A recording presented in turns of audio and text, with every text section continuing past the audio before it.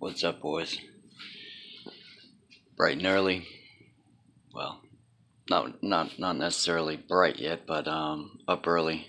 Couldn't sleep much for obvious reasons. You guys are awesome. I mean, what more can I say? I if I were you guys, I'd have been like, dude, put the camera down, get some sleep. But and some of you guys did. Not in those exact words, but I appreciate it. I appreciate all the love.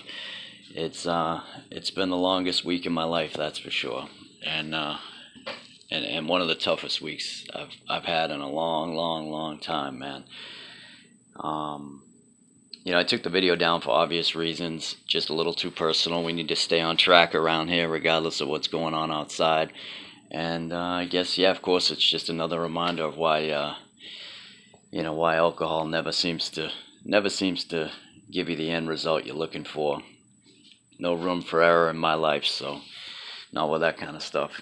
Needless to say, it's going to be quite a change for me, but we'll get through it, like you guys said. So I appreciate the love, and we'll keep doing what we're doing around here. As always, that was the plan. Like I said, I plan to stick to it. This truck's an absolute mess. It's got so much clay stuck to it, it probably weighs 10 pounds more. One of the, and I don't want to name drop. There's no need for it. You guys know who you are. Like I said, I appreciate the love. You guys are awesome. I even had guys reach out to me directly. It's just one of those things where you get so used to talking to the same people. You guys are like, you guys have been talking to you guys for a few years now. And it just seemed like the natural thing to do. But, that kind of stuff should be left to the, personal conversations, if anything.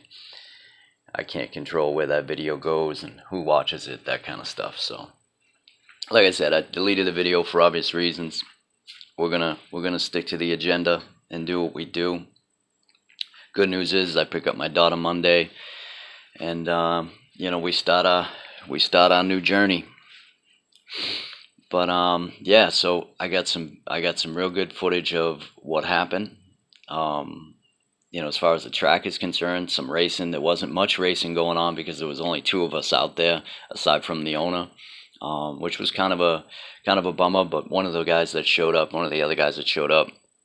Nick, he's actually local to me. He recently moved into the area, and he had a Losi 5T, well-built truck.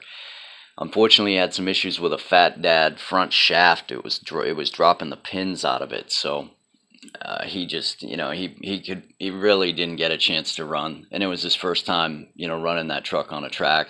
The new track layout, amazing, absolutely amazing. So much faster, so much more fluid. Basically, he took what was a really difficult left-hand turn after the double and just eliminated it. So now it's just a swooping right, and eliminated a small, not a tabletop, but just kind of I don't know, it wasn't necessarily small either. It was a pretty decent sized jump, and just turned it into a straight. And so now you have this straight that you can just kind of drag race down, and then you come into a pretty hard right. You guys will see the video, but the clay was really wet. Yesterday when I got up to Ocala, it was just starting to rain. I mean, it was just starting to sprinkle, and I've been in the truck for maybe 2.5 hours, listening to Joe Rogan podcast, trying to keep my mind on track. And before you know it, I roll into Ocala, and it starts sprinkling on my windshield, and that clay does not like, once it gets wet, it's almost like dog shit, man. I mean, look at that. And this is just another reason why I can't run these bead locks. These bead locks with the teeth on them, they're, I mean, it's just packed, dude. Those things probably weigh a pound, if not more, each, because of all that clay. Sorry about the lighting. Of course, we have a new filming location, temporarily anyway, until we sort things out. But yeah, I busted another one of these, of course. I mean, I guess that's just something you got to learn to live with. And for a while there, I was running it without those. If you guys remember last season or the end of last, yeah, I can't remember exactly. But needless to say, at one point I was running without as much of the ass end as I possibly could. So I wanted to make this video for a few reasons. A, to say thank you. You know, those of you guys that commented and reached out to me, I appreciate it, guys. I really do. It's just one of those things, you know, that it just doesn't seem to feel right, doesn't sit right, doesn't seem to make sense. But you know, those of you guys that have been through it and are going through it or haven't been through it, either way, I appreciate the love. We'll figure it out, and you know, whatever happens. The good news is I got my daughter, and I'm gonna do what I have to do because I love that little girl. But yeah, so I'm gonna get this body off. I don't want to leave 2 pounds of clay on my stepfather's floor here, because that'll be a bitch to clean up with the way he's got his ramp set up for the bike. But yeah, a few things. This clutch, when I got up there yesterday, I don't know if you guys have had any experience with this clutch. I know I've talked about it a lot in the past. It's not seated in there right now, but a ton of meat left on it. As everybody told me that had good experiences with these clutches, it would. But it doesn't have a lot of runtime on it either.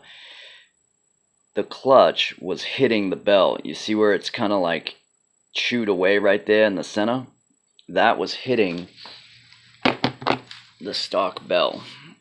You see how that sits up right there? You can see where it was hitting it. And what was happening was initially when I got it out, I got it started, I was running for maybe, I don't know, 2 laps, and then I noticed the truck was just, it was stalling. It was stalling out, bogging out, stalling out. What was happening is the clutch was sticking and causing the engine to stall. And it took me a minute to figure out what the fuck it was. It was driving me crazy. And when I finally figured out that it was the clutch sticking, it was because it was so bad that when I went to pull it over, I was getting tire spin, or wheel spin. And so yeah, I pulled the clutch out. I realized that this was the issue, and I put the Turtle Racing grabber bell that I had back in there, and I had taken that one out because this clutch, initially I had taken it out because this clutch was sticking to it, and it was driving me fucking crazy. No matter what, even at idle, it would stick just enough to get the truck rolling, and then when it got really heated up, once in a while it would stick enough to make it stall. So this clutch is just, it's not happening, and that was a pain in the ass because I put the grabber bell in, tried to make a few more passes and a few more laps, and it was just sticking again. So I pulled the engine, pulled the clutch. I happen to have a stock 2-shoe clutch with like a 7,000 spring, and I had a few adapters. I had a Zenoa adapter that came with the G320, and I had 2 CY type adapters, you know, clutch adapters. And I happen to have the bolts, the 8mm bolts for that 2-shoe clutch. Well,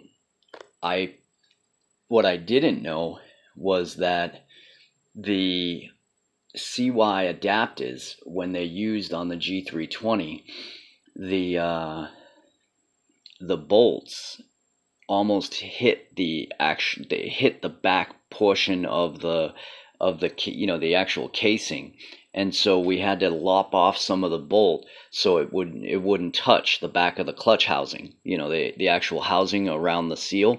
At least I want to say they were hitting. Part of me thinks maybe when we were putting it together, the back bushing for the clutch fell out, the back washer fell out and dropped down, and I didn't realize it and spun it, and I could hear the bolt, you know, kind of grinding up against the back wall of the casing. I think maybe one of the washers fell out, but either way, the guy that you know, that owns the track, he took it inside and just, you know, took off, I don't know, 1/16 of an inch or whatever it was from each one of the bolts, and we were able to use the CY adapter. And it's funny because I could have just used the Zenoa adapter, but I didn't have the bolt for it. The way the Zenoa adapter is designed, it doesn't use that countersunk bolt. So it was just a pain in the ass. By the time I got it together, I mean, the clutch only had about half life in it, maybe, you know what I mean? It had, and with the way that track is with this platform, you get about a day out of one of those $8-9 clutches. from what I understand, if you spend the money and you buy the decent CY clutch, the high response, the $20 one, 2-shoe clutch, you will get more than one track day out of it. One of the other guys was telling me he got 2 or 3 track days out of that clutch. And the track, the owner, the owner of the track, he was running for the first time an FS clutch, and he was bedding it, getting it broken in, and he was telling me he liked it, and I was watching the way his truck was performing, and his truck was kicking ass, man. And he's got a G320 OBR reed, and it's crazy how those reeds perform in comparison to a stock G320, because out of the hole down that straightaway, I was literally neck and neck, and in some cases pulling away from him. It's the reeds mid-range and the reeds top end that that's where its sweet spot is. But on that track, it's difficult to get to that point or to even really need that. So he was telling me he's going to do away with the reed and build a regular setup, traditional setup. So yeah, I thought that was interesting, and it got me thinking about the issues. Sorry about the shaking. It got me thinking about some of the things the concerns that I'm having with that SCZ Baja. In the low end, I made a video. I never posted it because I really just am frustrated with it. Even after putting that 990 carb on there, I still didn't get. I thought I had the low end initially. It felt like, in the video I made a quick, maybe 2-minute video, and in the front end was pulling up. It was getting that initial grunt. Sure enough, I took it out to the field and, did some tuning, and I just could not get it dialed in to the point where it would rip out of the hole. It wouldn't even break the tires loose. So that, I still think that there's some tuning issues there, and I'm still trying to get this tuning thing, down pat. But I don't seem to have a problem with this thing, man. This is the 1107 carb that came with the G320. I can pretty much set it at stock setting and just kind of tweak it here or there, and this thing rips. It opened up yesterday. I think it got to the point where it finally got a gallon of gas through it. Yeah, believe it or not, I've had the engine since April, but yesterday was, I think, the point where I finally got a gallon through it, and so it's really running good. It ran strong. Once I got the clutch in there, like I said, it had about half, it had about half of its life left on it, but it ran through the whole day. The other issue I had was after I got the clutch in, it started bogging, and it was like running great, but then it would just bog out real quick, and I was trying to figure out what the hell it was. Well, one of the new guys, the new guy, Nick, said, listen, I'm seeing your kill switch light. When it happens, your kill switch light is going from green to red. I was running it without the body on it, in the grass. And I said, no way. And sure enough, he was right. Every time it bogged, that kill switch light, the one that stays lit on the top of the iKilly, was going from red to green to red. So I unplugged the kill switch, and sure enough, the bog was gone. So something's going on in that kill switch, which is really kind of a bummer. A, that was an expensive switch. B, I like that switch. It's reliable. I like the other functions that it has. Well, I thought it was reliable, and I like the other functions. You know what I mean? It just, as far as like the temperature and the volts, I don't know. It just kind of sucks. So yeah, I had to run without a kill switch, which was definitely a little hairy, but I didn't have any issues. And luckily the owner of the track was nice enough to let me run, because that's one of his requirements, is a kill switch and a silenced pipe. Dunkin' Donuts today, guys. Dunkin' Donuts. Keep this fucking train on the right track, right? So yeah, look at this shit. And like I said, I'll take the shell off and show you what we're working with. Those quick couplings, like I said, one of the other guys had an issue with the Fat Dad front drive shaft. It kept dropping the pin. No matter how tight he put that grub screw, the set screw, Loctite, whatever he did, even heated it up after applying the Loctite to get it to stick, it kept throwing the pin. And watching him dick around with the rings on that, on those shafts, reminded me of why I spent the money and decided to take a chance on those quick couplings. And like I said before, they're reverse thread, and the way they lock the pin in there is pretty unique. And there's a few different sets. FID makes a set that I wish I spent the money on now, because they did come with the boot. But whatever. Either way, those were cheap GTB Chinese specials, and they held up. So other than that, the truck, the FID diff, that held up great. The fluid changes that I made, the truck was a whole different animal. One of the only things that I did notice, and Jeremy, the guy that owns the track, brought it to my attention, was my suspension. I got the preload set way too, I just got it set way too hard. This thing was bouncing around in the corners where it should have been. It should have had a more plush kind of soak up the track feel, and it definitely didn't. And you could see it in comparison to his truck versus mine. What a difference, man. His truck, the way he had the suspension set, and I'm running these King Motor, factory King Motor springs from what was Losi Red springs. So I've changed those out, thinking I needed more. I thought my red springs had taken too much of a beating last season, and they really didn't have the strength that they had originally. So I put these in there because they were essentially brand new. I took them off like a month or so after I got the truck. But yeah, I guess I wasn't thinking when it came to suspension. I thought I wanted it to kind of sit up higher and be able to soak up a tougher landing. But if you set it like that, what ends up happening is yeah, it sits nice and stiff and firm and high, and it may, as far as like coming down off a big jump flat, it may soak that up better, but that's not how you want to come off those jumps. You want to land, and so I have to make an adjustment, and I think it's basically just going to be letting out some of the preload, with the collar, bringing them back up so that I don't have so much tension on the springs, and do away with that 40 weight shit that I'm running in there, and maybe go back down to like a 30 weight, and that should take care of that. But aside from that, this thing ran great and no issues at all. You know what I mean? Like, as far as the engine is concerned, no issues. Servos, no issues. That 6-volt nickel metal hydride battery performed great. Diffs, suspension components. These tires kicked ass in that clay. And the clay, like I said, because it was wet, and it had stopped raining after I got there, it was just sprinkling, and then it basically just stayed cloudy and kind of, moist and like not humid, but it was a nice day. I mean, we weren't sweating our asses off, put it that way, but there was enough moisture in the air to where it, you guys can see the clay it's bad. It's really thick. And I put another rip in this 30 North body. I'm glad I didn't wrap it. Now, this is something I meant to show you guys. Look at that. See the damage in the roof right there? That's from the spark plug. Look at the distance. Jeez, I just dropped a bunch of clay on the floor. Look at the distance between the roof and the spark plug. That's how far that son of a bitch came down.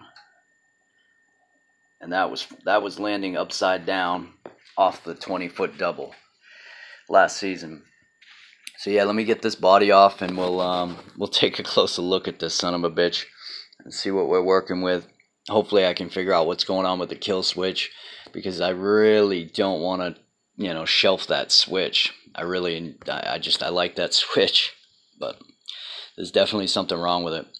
And yeah, try to get it cleaned up, I guess. Next track day is December 15th, and now that my schedule is going to change quite a bit, I don't know that I'll be making every track day, but because of course I'm going to have my daughter 1 week on, 1 week off, so we'll see how that goes. But I'll get in some time, and of course I'll have some more free time than I'm used to having, so I should definitely take advantage of it and do as much running as I always said I wanted to.